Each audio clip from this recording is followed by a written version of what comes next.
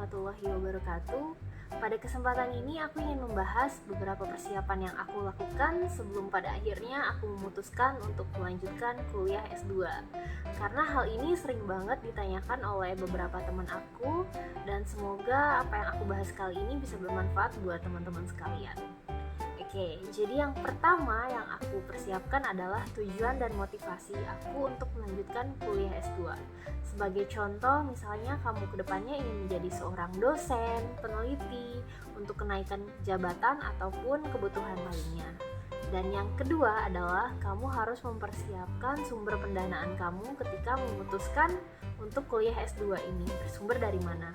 Apakah dari beasiswa ataukah dari tabungan pribadi kamu sendiri? Dan seperti yang kita ketahui, saat kita kuliah S2 biasanya kita diwajibkan untuk publikasi jurnal, dan tentunya ketika mempublikasikan jurnal ada biaya tertentu yang harus dikeluarkan sesuai dengan jurnal yang kita tuju. Dan yang ketiga adalah pilih jurusan dan universitas sesuai kebutuhan. Oke, jadi kenapa hal ini penting banget menurut saya? Jadi ketika kamu memutuskan untuk melanjutkan kuliah S2 sedangkan kamu merupakan seorang pekerja ataupun profesional, jangan sampai waktu perkuliahan kamu berbenturan dengan jam bekerja kamu.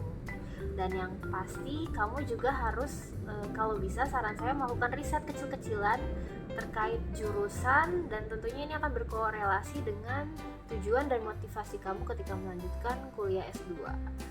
Dan yang ketiga, jangan sampai kamu lupa untuk mempersiapkan dokumen pendaftaran, karena biasanya ketika kamu memutuskan untuk melanjutkan kuliah S2, kamu memerlukan dokumen pendukung seperti ijazah S1, pas foto, dan sebagainya.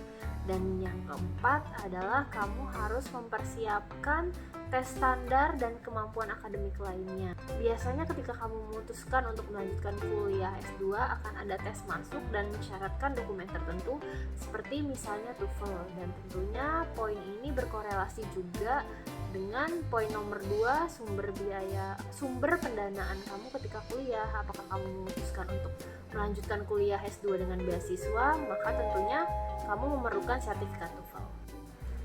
Oke, jadi sekian beberapa persiapan untuk melanjutkan kuliah S2 dari saya. Semoga bermanfaat dan semoga kamu bisa meraih cita-cita kamu. Amin, Allahumma amin. Intinya semangat. Wassalamualaikum warahmatullahi wabarakatuh, dan see ya di video berikutnya.